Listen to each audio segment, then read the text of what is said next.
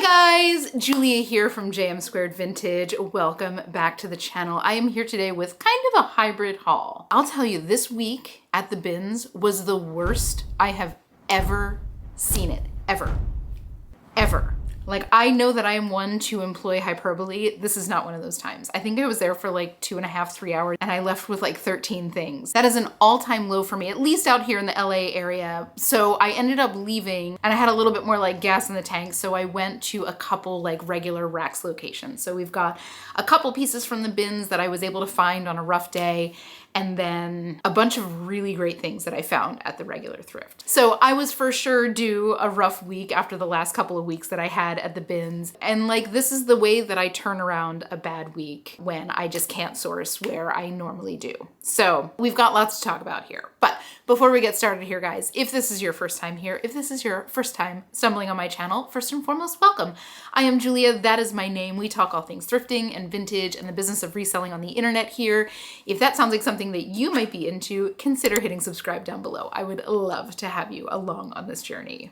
But without further ado, guys, I've got a lot to talk about and I've got a hard deadline. I am taking advantage of my flexible schedule and taking myself on a solo movie date midweek, midday to go see I Love Boosters. Cannot wait to see that movie. So why don't you go grab yourself a snack, grab yourself a drink. You know I've got my matcha latte. So sit back, relax, and let's get into the goods. I'll tell you guys, I have truly never seen such a bad week at the bins. Like, there were a few decent pieces, but it felt like everything that I found was decent had damage to it. So this is one of the pieces I did find that was nice. This is from Rails. One of those brands that doesn't sell for nearly as much as it used to, though it is very expensive. This is all linen. It's got that kind of utility style to it. Got those, you know, kind of front, almost military style pockets. It's olive drab. I mean, this probably retailed like $180, $200, somewhere around there. But on the resale market for something like this, I'll probably get somewhere like 30 to 35, maybe a little bit more because it's men's. You know, Rails is just one of those brands that does not sell for like close to anything proportionate to its retail price, but still really nice stuff. And there are people who really love the fits. So I will pick this up at the bins. Generally, I'm very, very cautious if I see something at the regular thrift. It's not something that is like an automatic pickup in any way, shape, or form for me. Next up, I did find this cute little shirt. This is from Disturbia, which is one of those brands that makes like alt style clothing. I'm pretty sure that they're sold at like Dolls Kill. They are known for doing these like bug patterns. They have all different kinds of things in these bug patterns. The thing that I love about this is that it's seersucker. This is like a seersucker fabric with embroidered little beetles there. Super cute. It's cropped. This is a size, it says it's a size 14. It's also very cropped, but anything from Disturbia, and I've had quite a few pieces come through my hands, sells very fast, sells for a great price in relation to its retail price. Like, this was probably like $60 new. But I think like a lot of pieces that sell at Dolls Kill, I think it's something where they like make that shirt and then they don't make it again. It's not like a Lululemon scuba sweatshirt where they're gonna make that sweatshirt again when it sells out. Like, I think a lot of the brands at like Dolls Kill make that design and then they don't make it again. So I think that there's a level of like collectability to it, but more than anything, it is a niche clothing brand with a niche dedicated buyer base. As resellers, we always need to be looking out for that set of parameters in whatever subculture it exists in, because that is a really powerful set of parameters for resellers that generally speaks to a very successful sale for us. So always be on the lookout for stuff like that. Next up, I did find this beautiful cashmere sweater. A little bit of light pilling under the arms, but that will be taken care of in about 2.5 seconds flat by my little clothing shaver. This is from Oats Cashmere, which I had never heard of before, but seems to be pretty dang expensive. This is comically a size small. This feels like a Free People size small, if you know what I'm talking about, but it is a boxy fit. It is mock neck. I guess this is meant to be kind of almost like a dolman sleeve, right? Because that little sleeve is definitely supposed to be like long it's meant to drape down a little bit. But it's beautiful. They, like I said, retail somewhere in that like $400 range. And on the resale market, this tends to sell in a little bit of like the higher range of cashmere. So where I'll get like something Charter Club or something like that, where I'll expect to see like a minimum of 30, I'll probably see a minimum of like 40, 50 on this. That plus the fact that it is like a modern cut, that mock neck is still really popular. And again, I will pick up cashmere all summer long and I will sell cashmere all summer long. So if you're finding cashmere from any brand in good condition at the right price in the dead of summer, you should be picking it up, especially because people really start buying for the fall in like July, and that's like 2 months away. Not even. Oh, next up, I grabbed this shirt from Madewell. You know, Madewell's not a brand I pick up a ton of, but the pickings were excruciatingly slim this day. But this is, believe it or not, a men's shirt. Somehow I didn't know that Madewell made men's pieces. Despite the fact that I am like a Madewell denim loyalist, men's terry cloth anything is selling like hotcakes right now. So this is something that I'll use like resort wear, beach shirt, all those kind of things. But the fact that it's terry cloth should sell this in no time flat. I'm interested to see how this sells in terms of price. It's size large. I guess I'll anticipate somewhere in the $30 range. I think that that'll sell for a little bit more than like an equivalent shirt from like Zara, because it's viewed as less of a fast fashion brand. I just don't know how many guys out there like know that Madewell is making clothing for them. So I'm interested to see how this does. See if it moves fast or sells for a great price or whatever. If you've had experience with Madewell men's pieces, let me know. How did it do for you? Did it sell fast? Did it sell for a better price than like other Madewell pieces? I'm very curious. Next up, I grabbed this little Western shirt, and it's from a brand called Scully. And I think Scully is more known for their like Western leather, their Western jackets. But this felt really nicely made. This fabric feels really high end. I like the finishing on it. It's got that little, decorative ribbon on the back placket. It's got pearl snap buttons. It's got a lot going for it. It's size extra large. So I'm interested to see how this does. While it looks like the leather and the more like substantial pieces do very well, there wasn't a ton of data on like the shirts. So I'm interested to see how this does. Again, if you guys are familiar with Scully, if you see a lot of it where you are, let me know how it does for you. I can't imagine it being like not considered high end. It is finished really nicely, so that is one of the little things that made me pick that up. So I'm interested to see how it does. Next up, I did find this cute little Reformation piece. This is a little like square neck halter top. It is a size 4. If you're unfamiliar with the label, that is the label. Get familiar with it. I feel like everything I find from Reformation, I find in a size 4. I do not know why, but this is linen. It's got a little side zip. It's got smocking on the back for a little support and a nice comfortable fit. Something like this I'll see probably like 30 to 40 bucks on. Reformation still just, the label sells it, right? Like it's just got a lot of people who really, really love their stuff. And that was a sight for sore eyes on that day. Next up, this was an interesting one. I still am not sure. On this day, I was putting a lot of things in my bag that were like, oh, this looks interesting. Let's see like how the resale is. Like there wasn't a lot of brands that I was very familiar with. And like 99% of them I ended up putting back either because there was damage to them or like resale wasn't great.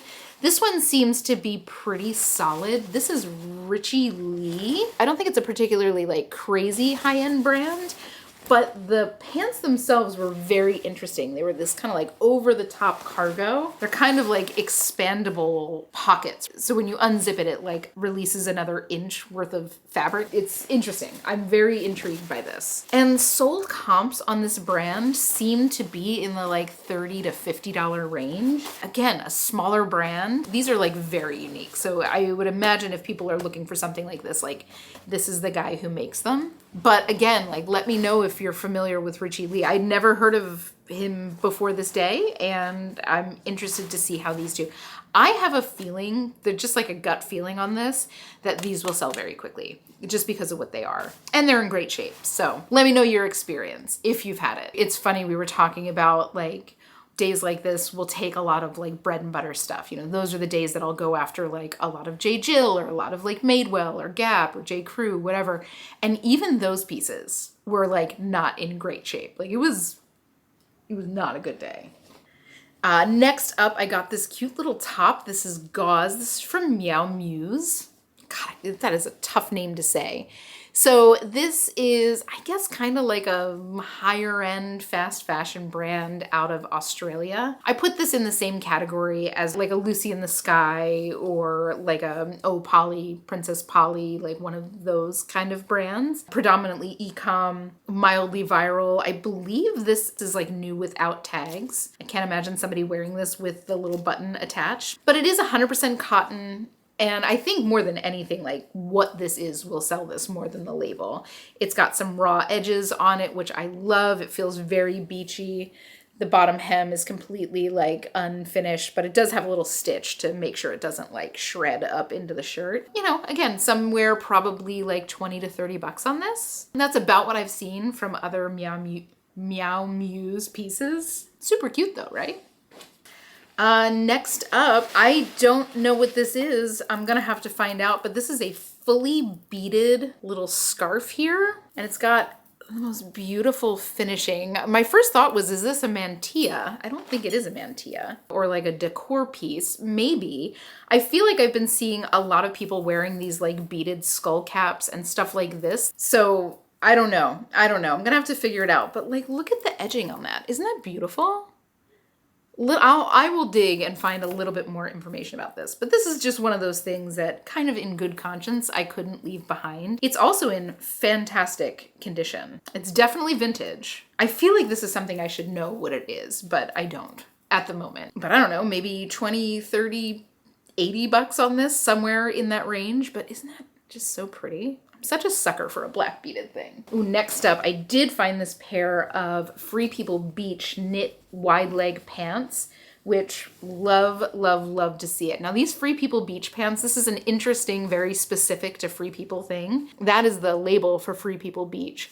And I've had so many of like the pants or a shirt. Much of Free People Beach is sold in sets. So there was probably a top that went with this, which makes them kind of difficult to find if you're looking for like the model name, which is fine. I will say that like every time I have found one of two pieces of a Free People Beach set, it has sold lightning quick for a much better price than I anticipate. I don't know what the logic is on the buyer side for that, but this has happened over and over and over again over years. Like this is a lot of data, at least from my sales. Let me know if you have the same experience.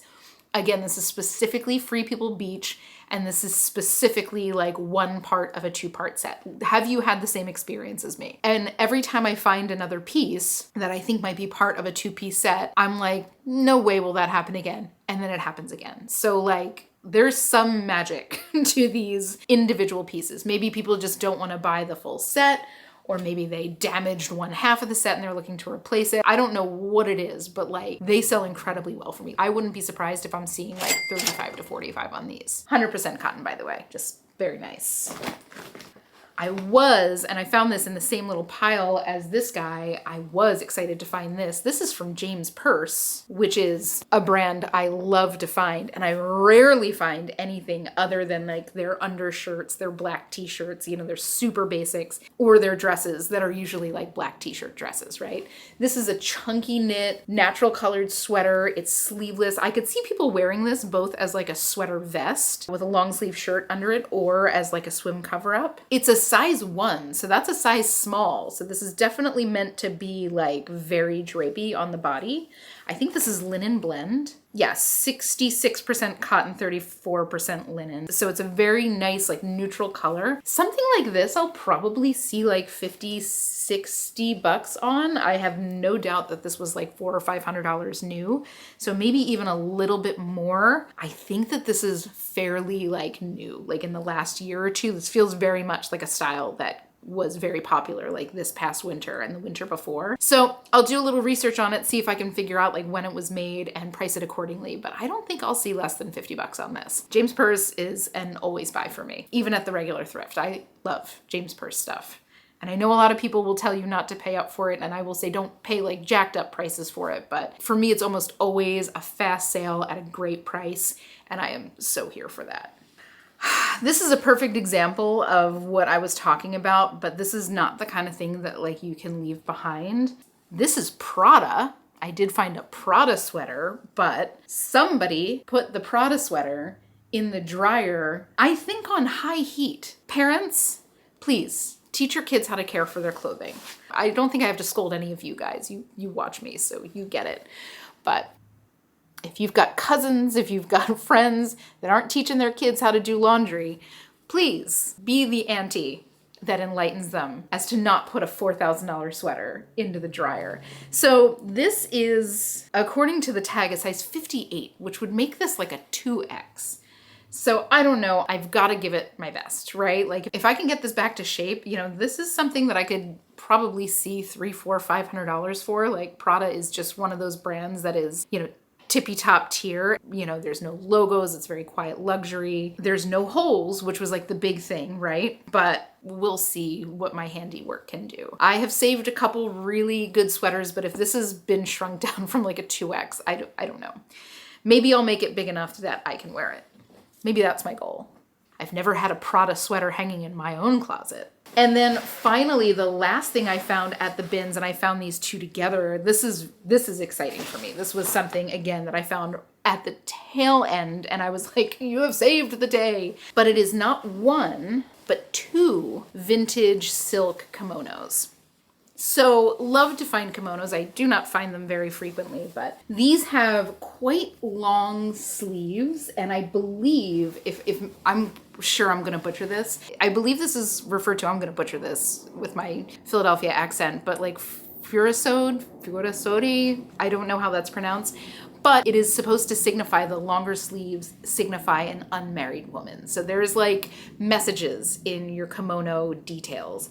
But this I thought was absolutely stunning. So it is silk. It is lined in silk. It's all hand stitched as real kimonos are. But it is this beautiful floral print in like flawless condition. It's definitely vintage. You can kind of smell the vintage smell on it. But like no stains, no damage. But it is absolutely stunning. I will probably see somewhere north of $100 on this. I will do my best to find as much information as I can. And then I also found this one, which is a Haori, Haori, I believe is how that's spelled. Also silk, but the Haori, I don't know why I do this to myself and try to pronounce these words, are, I believe, traditionally men's kimonos. They tie in the front. And it's this beautiful like optic mauve and brown pattern, again, lined in this beautiful jacquard silk. And again, vintage in perfect condition. It does have this stitching around the edge, so I'm wondering if somebody was in the process of altering this or if this was still like being made. I've never seen a stitch like that, but it does kind of tack down the collar like so, and it looks to be a very like specific stitch pattern that they're using. So if anybody out there is very familiar with the construction or the process that people use to make or alter kimonos, please weigh in, because I would love to know. I just find kimonos so special because they are still so very like prevalent in the world, and they have such an ancient history to them. I think that's really special. But like I said, probably like no less than like 60 on this and no less than 100 on this. And they can, depending on what they are, I will do some more research on them. They can go for like crazy prices. So more research to be done on those. And that is it for the bins. That's all I found.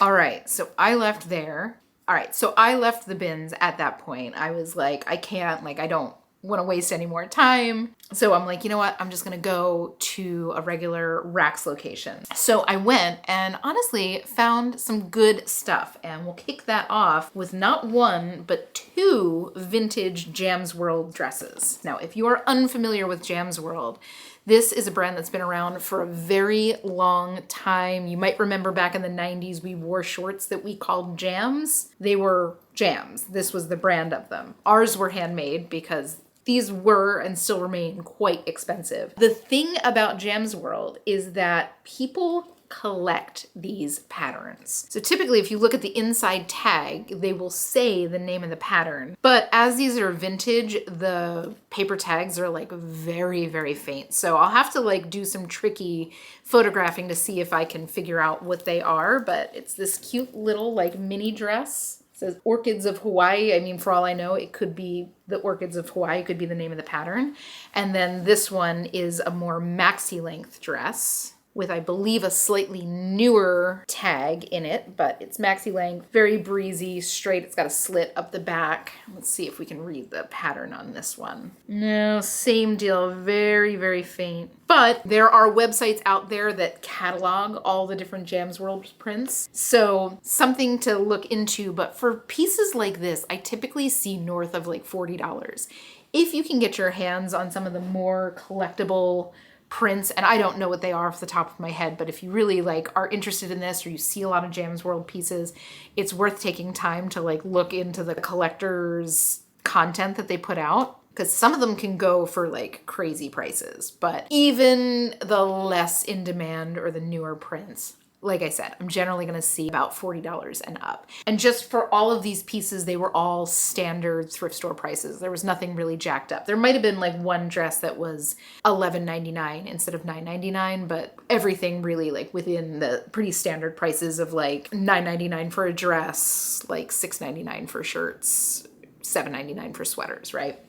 Next up, now this is an interesting one, and I'm buying this like in anticipation of the trend. This is like 2010s vintage Alice and Olivia. First of all, I love this fabric. I wish you could feel it, because like all these little color specks have like a texture to them, but this just feels like something we would have worn to the club in like 2010, 2011. That's the old Alice and Olivia tag. And Alice and Olivia has just always been very, very pricey. This was probably a good $300 dress. And it's meant to be worn like, this is like a mini skirt, and then this is meant to be like blousey and drapey on top. The line is called Air, so I'm assuming that it's, you know, the line of this super lightweight jersey. Let's see an inside tag here. Yeah, so it's a viscose spandex, and then it's lined, at least in the skirt, it's lined with this kind of like power mesh.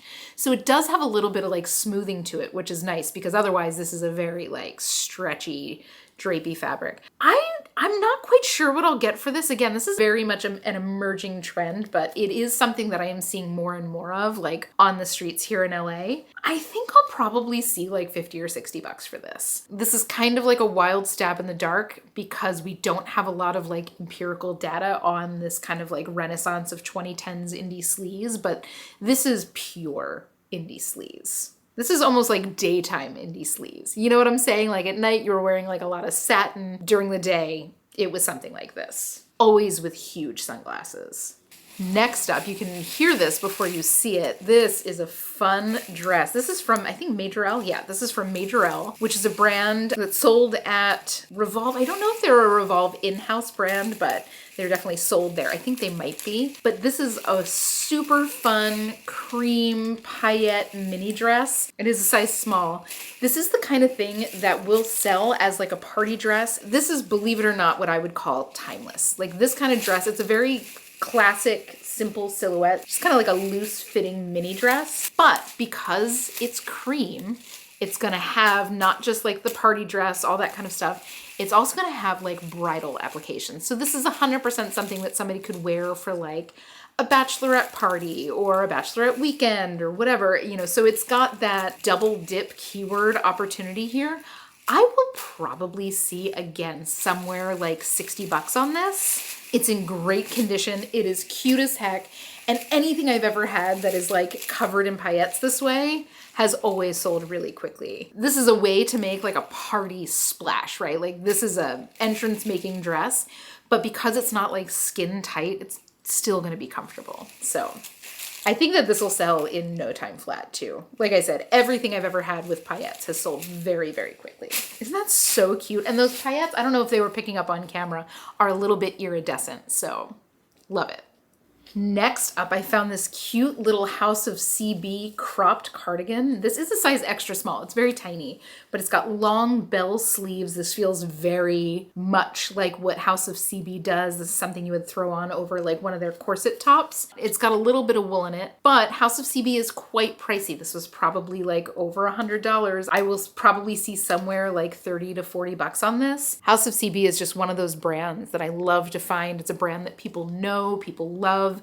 I mean, obviously their like more formal style dresses are what people are really looking for. Their whole shtick is about like highlighting the curves of a woman. So like they're known for their really nice corsetry. I think that their construction is really nice for their price. They're not cheap by any stretch of the imagination. I want to say their dresses are like $200 to $300, but I'll tell you, in comparison to some $200 to $300 dresses that I've seen from like Revolve, it's like literally a different planet of construction. Really beautiful stuff. So keep your eyes out for that. That is a label, at least for right now, that you should feel very comfortable paying up for. Next up, I grabbed this great little sweater. So this is from Desigual, and it's been a while since I've found anything from them. This is their newer tag. They are based out of Spain, and they are known for like really vibrant prints. They do a lot of like colorful prints. Their older pieces, which do have a collector's market to it, tend to have a lot of like embroidery and flowers. Their newer stuff is more in this vein. When I was in Spain last year, I introduced two of my friends to this brand, and they both became hooked. I think we went to every single Desigual store that we passed, and there's a lot of them in Spain. But there's not a ton of stores here in the States. You can order online, but there are a lot of people for whom like their style is Desigual, right? So it is a brand with hardcore loyalists, and this is just lovely. This was probably, I don't know, like 150 or 200 bucks new. And on the secondhand market, I'll probably see again somewhere like 40 bucks for this. Something that might not sell until fall, but like anytime I see that label, I'm gonna grab it. And I think I have finally gotten comfortable with saying it after spending so much time in those stores in Spain.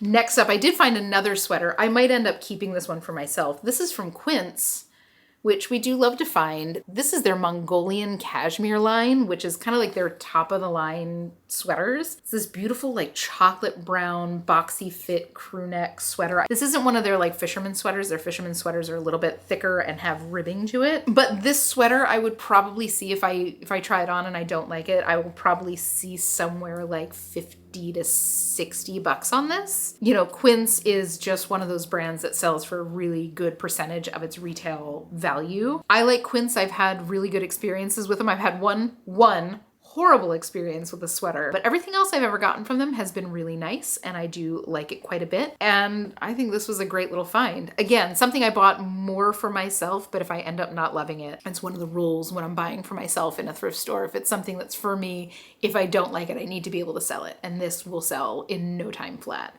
It is so soft.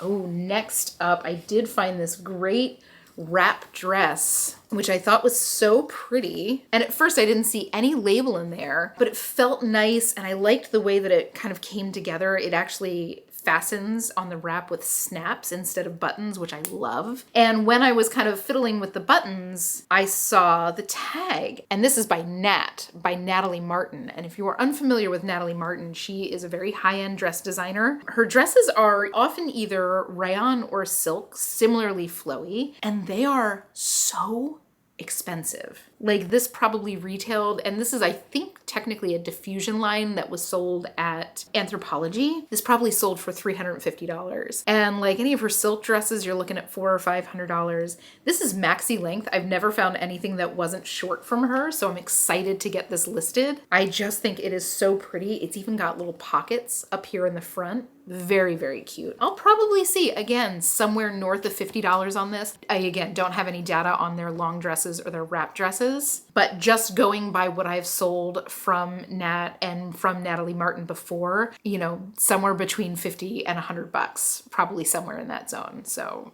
it's a label I always keep my eyes out for, and you should as well. Ooh, next up, oh, I thought this was so fun. So this is true 90s vintage Rampage. Look at that top. You know exactly how that front is gonna drape a little bit when you're wearing this on a body. And you can tell that like somebody was trying to think about altering it, but they didn't. They just kind of pinned it, which is ideal. But it is this little off-shoulder cap sleeve midi length ruffle hem dress. Like this is the kind of dress that's being made today by a million different brands, but this is the label you're looking for. So that is Old Rampage. You're seeing that Made in America tag. It's a size 7, so definitely junior sizes. I'm gonna have to get measurements on it. Is it actually bias cut? It is bias cut, so it will be friendly to curves, which is always a good thing, especially when you're dealing with vintage. But Rampage is one of those very popular brands from the 90s, from the early 2000s. This feels very like 90s grunge to me. Like I knew a million girls who wore dresses like this. Honestly, I would wear a dress like this today with some like Doc Marten Mary Janes. It's a whole vibe. I will probably see, again, somewhere like 50 to 60 bucks on this, and I have no doubt that this will sell quickly. It's exactly the style that companies are like copying right now, and this is the real deal.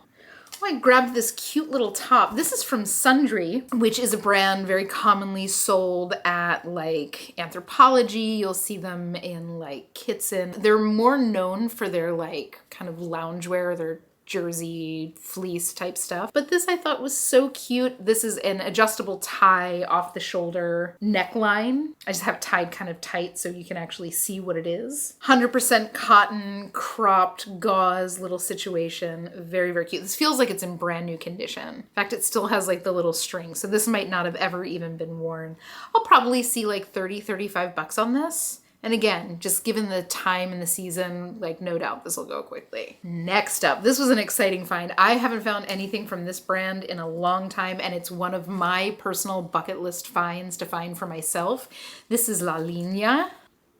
Fabulous, high-end basics with a very nautical twist. They're known for their knitwear more than anything. They make these beautiful sweaters. But this is a cropped black and white striped jersey top. I think this is 100% cotton, and it is so nice. Yeah, 100% cotton, made in Portugal. I love the little like hits of red. Again, these are the little things that are like the tells of quality. Like this is a reinforcement. You know, they didn't need to do this. This is something that's very extra, but gorgeous. Sold comps on this shirt in particular are like 40 to 50 bucks. It's a very expensive brand. I have no doubt that this will sell quickly. This is the time for a shirt like this from La Linea. Last thing I had from them was a sweater. I think it sold in like 2 days for $189. Like that's a bolo. That is 100% a bolo brand. Keep your eyes out for it. I am not for nothing. The bins were awful, but the racks were great this day. I'm sitting here looking at this bag thinking like, did I find this all in one thrift store? No, I went to 2 different thrift stores. I just saw the different tag. Next up, oh, this was an interesting one. This is a brand I've never found before. This is Gil Rodriguez or Jill Rodriguez. I'm not quite sure how to pronounce that name, but very high-end designer that does like very basic pieces like this. This is just a little bodycon, mini length dress, long sleeve with like a little crew neck. This retails for like 180 bucks. And on the secondhand market, I was seeing sold comps again between like 40 and 80 bucks, depending on what they are. I have to do a little bit more research, but let me know if you're familiar with this designer, if you've ever found anything from them before. Let me know how it did for you. Again, this is something that I found and like kind of pulled out because the cotton felt exceptional. And then I did a little bit of research and saw that comps were solid, so I grabbed it. So let me know if you've had experience. Let me know how you guys did, and I will do my best to report back on this.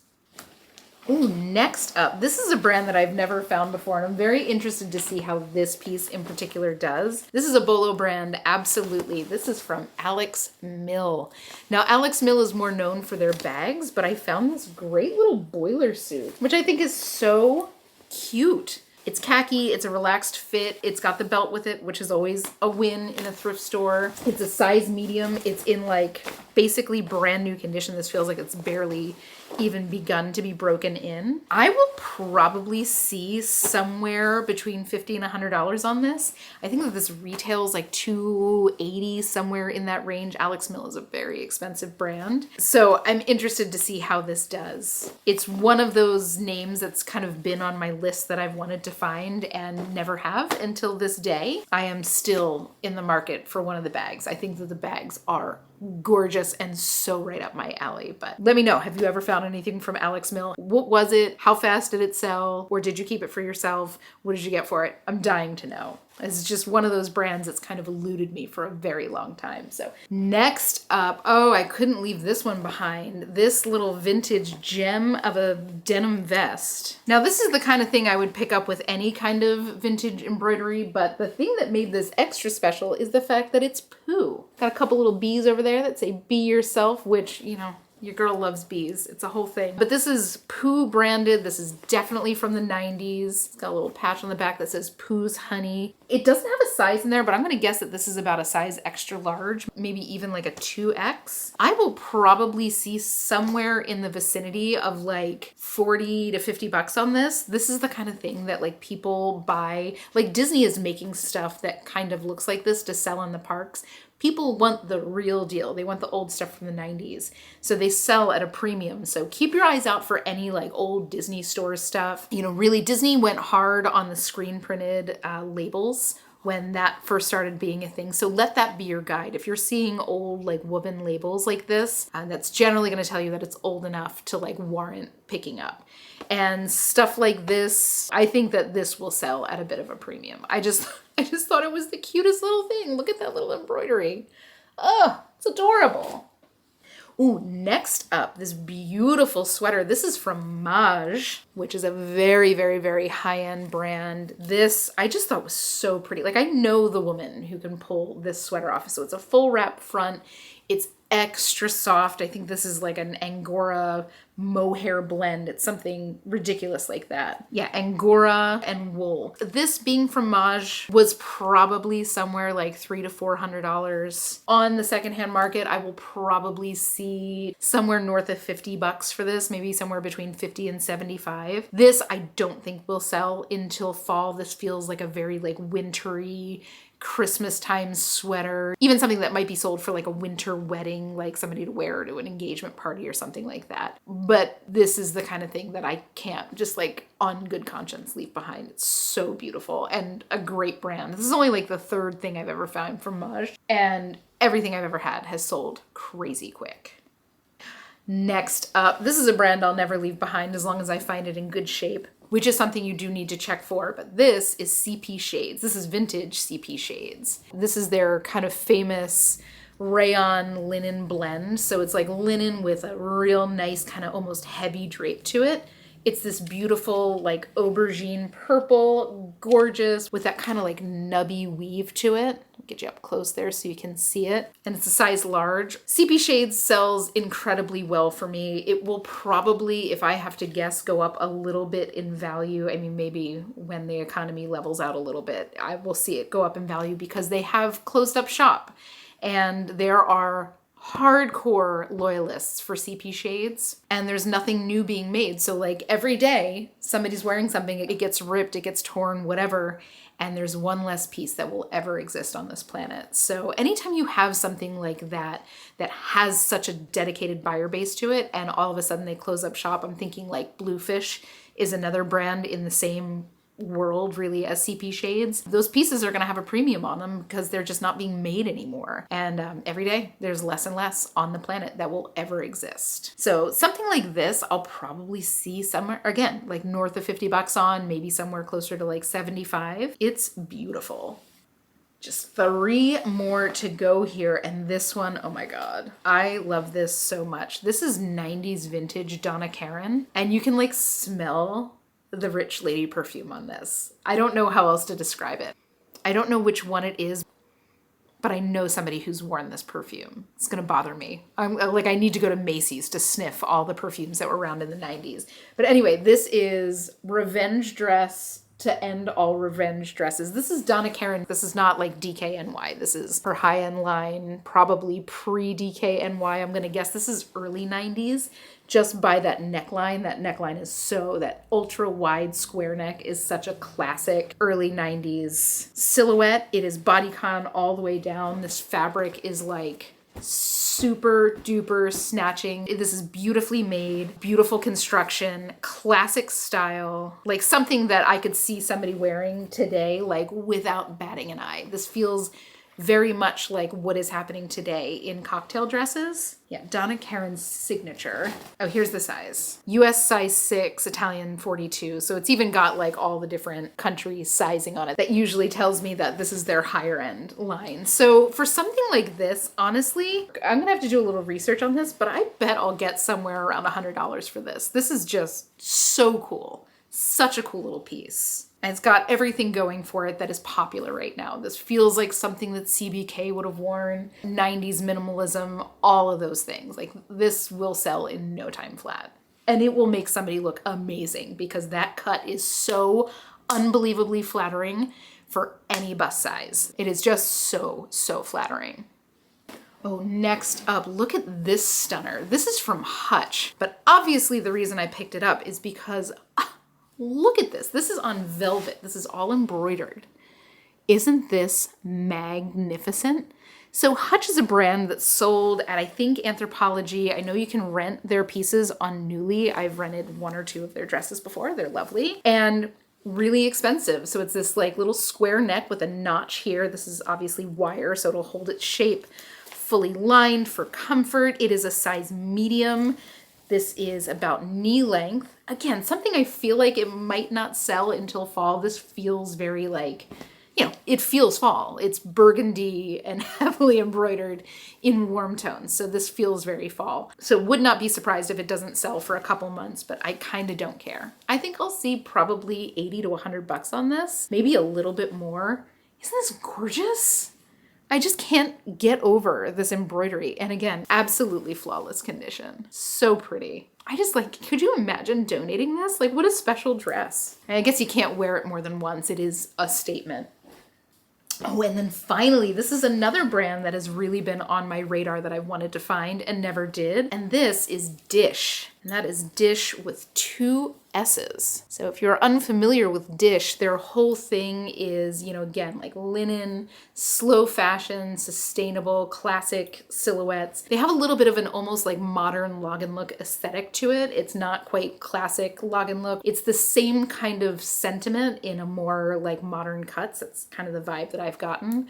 I absolutely love how intentional the adjustability was on these. Like usually this is much more subtle. They try to hide that kind of hardware, but they really leaned into it here. It's a size 8. It's in perfect condition, obviously, horribly wrinkled. I would probably see, you know, again, 50 to 100 bucks on something like this. You know, I've really been working on bringing my average sale price up, just like finding more special pieces, finding pieces that sell for a little bit more. And, you know, honestly, this week at the regular thrift, you know, where I paid full price for all of the things that I found after the bins, it always helps me to just kind of like redial what I'm looking for. Obviously, would I love to find this for $2 at the bins? Yes. But I'll make plenty on this to justify the spend. It's always just nice to know that I can find these kind of pieces like at the regular thrift when the bins is just like hot garbage, which it was that week. But guys, that is it. That is my hybrid haul. All in a pretty good day despite the start that I had. I spent about $150 all in, and I think I've got a resale value on everything here of about $1,500 to $2,000. So again, like despite the fact that it wasn't the day that I wanted it to be when it started out, it ended up great, and you know, I pulled it out of the fire and found some incredible pieces. But guys, thank you so much for hanging with me and taking this ride with me. Obviously, it was a roller coaster of a day. It is always so nice to have somebody to like nerd out about these finds with. But guys, if you had fun, please consider leaving a like or a comment on this video. Of course, don't forget to hit subscribe. I would love to have you along on this journey. All of that helps me out so much with YouTube. But without further ado, guys, I hope you have the most beautiful week. Happy hunting, and I will see you all in the next one.